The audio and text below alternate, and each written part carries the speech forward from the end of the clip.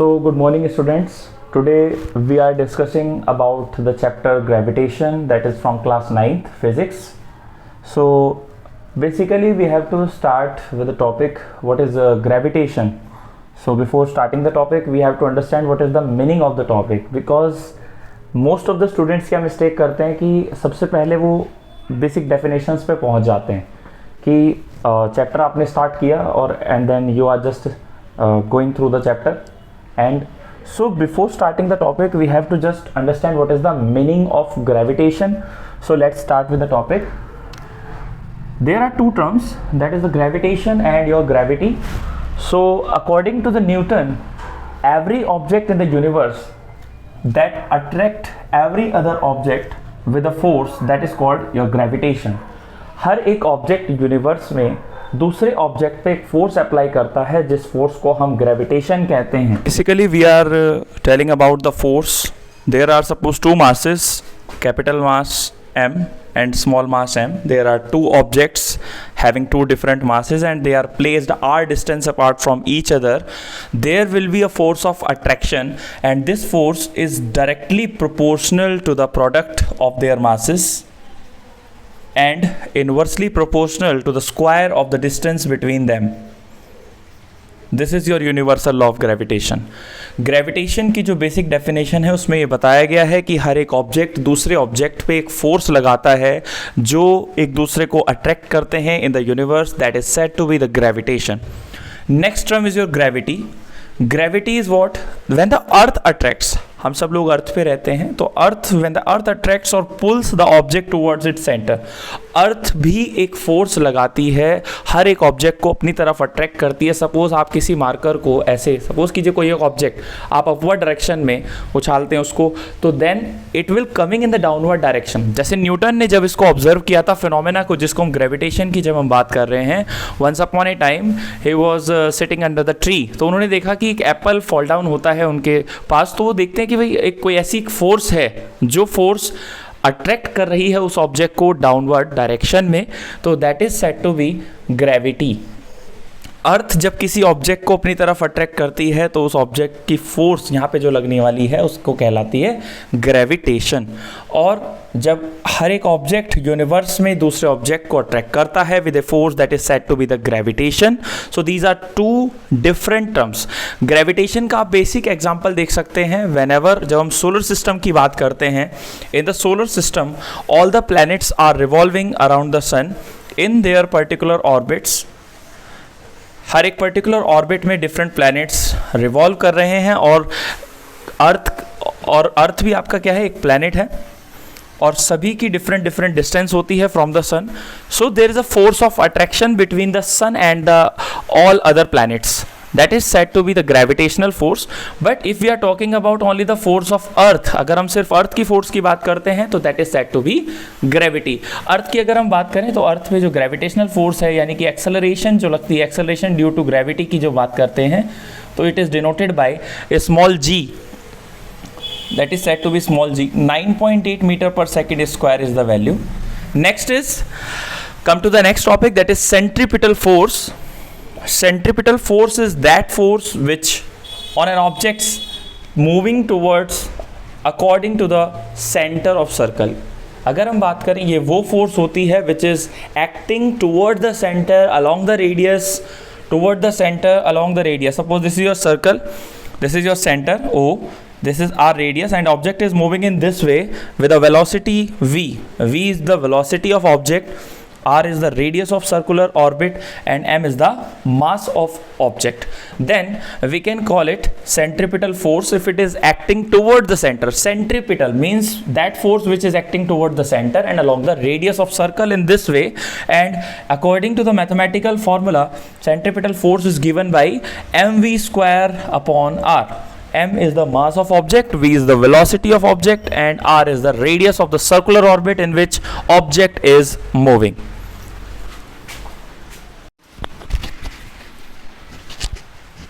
Okay, so next is your universal law of gravitation. So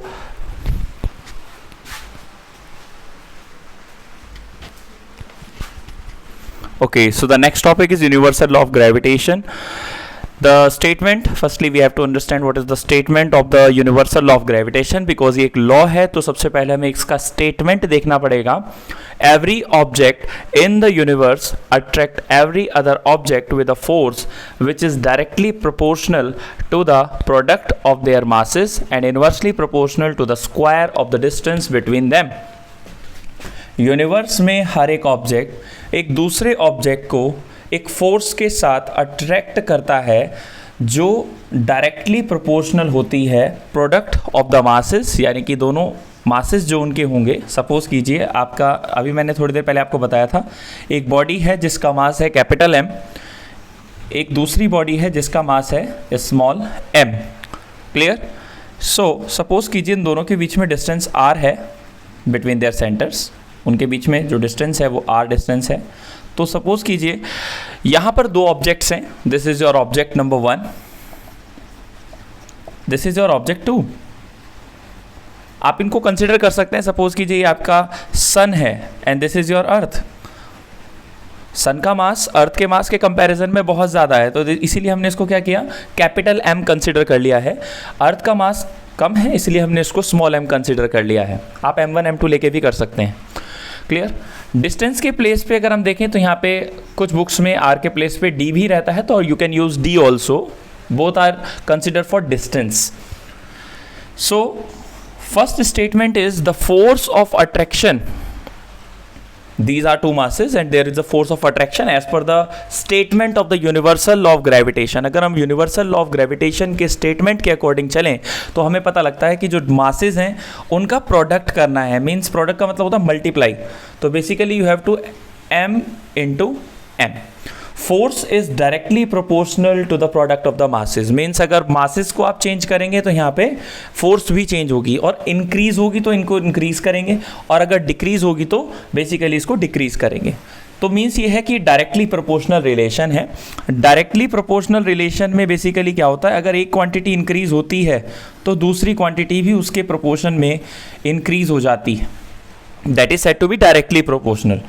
और अगर हम बात करें सेकंड जो हमारी लाइन है वो ये कहती है कि inversely proportional to the product of their masses, inversely proportional to the square of the distance between them. यानी कि अगर हम बात करें सेकंड लाइन की तो सेकंड लाइन ये कहती है कि जो फोर्स इन मासेस के बीच में लगती है वो इनके बीच में जो लगने वाली डिस्टेंस है, जो डिस्टेंस है आर, उसके स्क्वायर के साथ इनवर्सली प्रोपोर्शनल आपको लेके चलना है. Means you have to take F is inversely proportional to 1/r². Inversely proportional की जब हम बात करते हैं तो इसका मीनिंग जस्ट रिवर्स हो जाता है. यानी कि एक क्वांटिटी के इंक्रीज होने से अगर दूसरी डिक्रीज होने लग जाए, that is said to be inversely proportional. तो ये जो फोर्स होती है ये इनवर्सली प्रोपोर्शनल होती है स्क्वायर ऑफ द डिस्टेंस के. And when you combine these two equation, suppose this is equation 1, this is equation number 2, and when you combine these two equations, अगर हम पूरे स्टेटमेंट को यूनिवर्सल लॉ ऑफ ग्रेविटेशन के statement को combine करते हैं तो you will get, combining the equations, you will get this formula F proportional to m into m divided by r square. Now in the next line, when you remove this proportionality sign, you will get a constant that is capital G m upon r square. What is this G? This is your proportionality constant. जब आप proportional का sign remove करते हैं तो उसके place पे क्या आ जाता है बेटा, proportionality constant आ जाता है. जब proportional का साइन आप रिमूव करते हैं you will get a proportionality constant, and this proportionality constant is called universal gravitational constant. इसका एक स्पेशल नाम होता है जिसको हम क्या कहते हैं, यूनिवर्सल ग्रेविटेशनल कांस्टेंट कहते हैं. और इसकी एक स्पेशल वैल्यू भी होती है, कैपिटल जी की वैल्यू पूरे यूनिवर्स में कांस्टेंट है, इसीलिए इसको यूनिवर्सल ग्रेविटेशनल कांस्टेंट कहा जाता है. इसकी वैल्यू होती है आपकी 6.1 10⁻⁻11 न्यूटन मीटर स्क्वायर पर kg square. 6.67 10⁻⁻11 newton metre square पर kg स्क्वायर इसकी वैल्यू होती है. That is the value 6.67 into 10⁻⁻11 newton metre square पर kg square. This is the value of capital G. So next students, we are starting the numerical regarding the universal law of gravitation. Because physics में जब आप देखते हैं तो सबसे ज़्यादा बच्चा किससे डरता है, न्यूमेरिकल से, क्योंकि सबसे ज़्यादा प्रॉब्लम ही बच्चों को न्यूमेरिकल्स में आती है। अब हम बेसिकली बात करेंगे, यहाँ पे हमारे पास जो न्यूमेरिकल दिया गया है उसका सॉल्यूशन करते हैं। देखिए न्यूमेरिकल आपके सामने है, सबसे पहले न्यूमेरिकल पढ़ेंगे। क्या दिया हुआ है? Mass of earth is 6 × 10⁻24 kg and that of the mass of moon is 7.4 × 10⁻22 kg। तो सबसे पहले आपको क्या करना है, जो जो चीज़ें आपके सामने गिवन है वो आपको लिखनी है। तो सबसे पहले आपके पास क्या है बेटा? Mass of moon small m, because moon जो होता है आपका अर्थ के कंपैरिजन में स्मॉल होता है। Mass of earth that is your capital M। Put down these two values because these are given. सबसे पहले जो आपको गिवन है वो लिख लीजिए। मास ऑफ मून आपके पास अवेलेबल है 7.4 × 10⁻22 kg। मास ऑफ अर्थ आपको दिया हुआ है 6 × 10⁻24 kg, right. Now next is your distance between moon and अर्थ।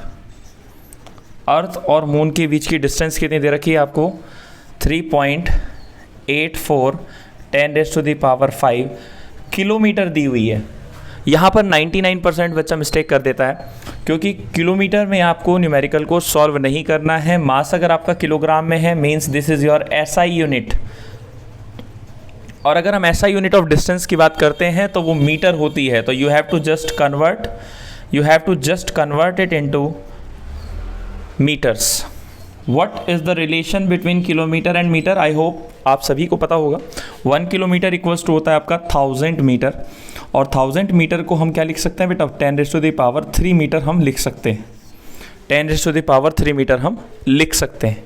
तो just you have to multiply it by 10⁻³ and this will be converted into meter. Now you will get 3.84 × 10⁸ meter, that is the distance between earth and moon. Now what you have to calculate the force exerted by the earth and the moon, means earth moon पे कितनी force लगाती है ये आपको calculate करना है। ये जो force होती है ये force of gravitation ही है। तो force आप F calculate करेंगे। F is equals to capital G, जो भी हमने फॉर्मूला डिस्कस किया था, G M × M divided by R²। You have to apply this formula. Put down the values in this formula.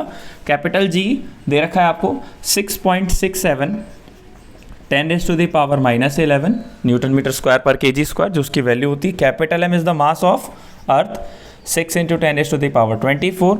Mass of moon small m that is your 7.4 10⁻22। कुछ बच्चे सोच रहे होंगे कि मून का जो मास है वो ज़्यादा है, बट नहीं।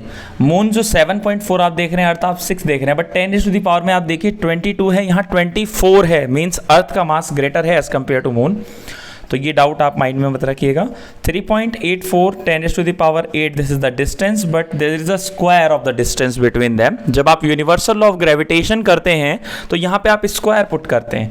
नाउ यहाँ तक हमने वैल्यू पुट कर ली। अब क्वेश्चन में अराइज होती है प्रॉब्लम यहाँ पे कैलकुलेशन की, कि बच्चा सॉल्व कैसे करे। तो सबसे पहले आप जो 10⁻⁻ में टर्म्स आपको दिख रही हैं उनको सेपरेटली सॉल्व कीजिए, और नंबर के साथ नंबर्स को सॉल्व कीजिए।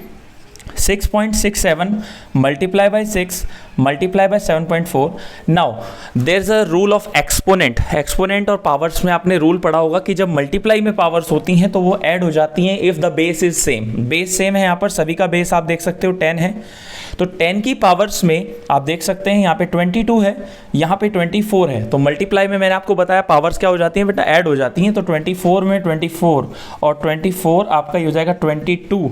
इनको ऐड कर लीजिए, ऐड करके you will get 46 and 11 minus में है, तो 46 में से 11 आप कर दीजिए subtract, you will get 35 power. But जब आप नीचे देखते हैं यहाँ पे देखिए 8 की पावर 2 मीन्स 8 का स्क्वायर हो रहा है, 8 × 16, 8 × 16। ये मल्टीप्लाई जो पावर होती है ब्रैकेट के बाहर वाली, ये मल्टीप्लाई हो जाती है, तो 16 पावर भी आप सब्ट्रैक्ट कर देंगे तो you will get 19 power of the 10, क्योंकि पावर जो होती है वो डिवाइड में सब्ट्रैक्ट होती हैं। अब नीचे आपका वन में बचेगा 3.84 का स्क्वायर। तो बेसिकली आपको क्या करना है अब यहाँ पे, अब आप 3.84 का स्क्वायर करेंगे, तो 3.84 का जब आप इसका स्क्वायर करेंगे तो ये आपका नियरली आ जाएगा 7456 के नियर अबाउट आ जाएगा आपका। और बाकी नंबर्स की आप मल्टीप्लाई कर लीजिए। 6.67 मल्टीप्लाई बाई 6 आप करेंगे, 6 7 जा हो जाएगा आपका 42, 6 6 जा 36, 40, 36 40, you will get 40.02, and now you have to multiply 40.02 by 7.4.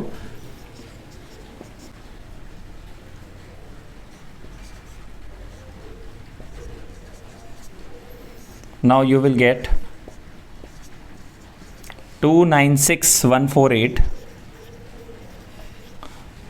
1.2.3 point, you will get 296.148, and just divide it by the square of this. 296.148 divided by 14.7456, just you will get nearly, it is just the 14 to 28, nearly it is the 20 times. You will get 20.12 something, 10 raised to the power 19 Newton, or you can say 2.012 10 raised to the power 20 Newton. You can write in the scientific notation form, standard form में हमारा answer nearly कितना आ जाएगा, 2.01 10 raised to the power 20 Newton. This is the force between Earth and Moon. Clear?